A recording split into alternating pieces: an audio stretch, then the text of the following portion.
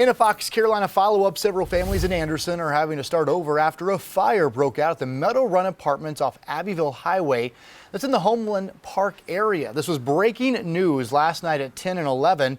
Fox Carolina's Carrie Weimer went back out to the scene and has continuing coverage on the investigation. If you've ever lived in an apartment building, you know it's one of your worst fears. If a fire breaks out, it can spread so quickly. Just look here behind me at the damage of this apartment. 8 units here are now completely damaged, and 18 people are trying to figure out what's next. I got a phone call at the lake that everything that I owned was gonna be gone within the next 15 minutes. Elizabeth Horton was away spending time with her family when she got a phone call nobody ever wants to get. I just tried to get here as fast as I could. Just after 6 p.m. on Tuesday, the Homeland Park fire chief tells us they responded to Meadow Run apartments off of Abbeville Highway. Chief Sutherland says a fire damaged 8 apartments and sent one woman to the hospital suffering from smoke inhalation. My heart dropped.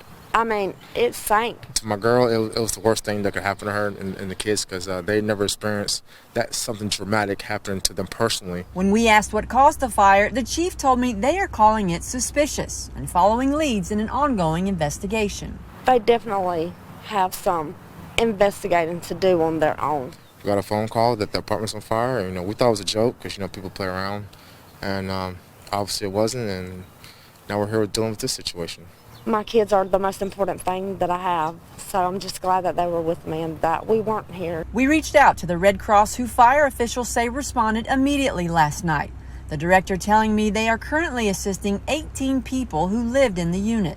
He also says in South Carolina, there are on average 6 home fires a day, and their cost to help people is over $1 million a year. And I just hope that, we all can come together as a community and help each other.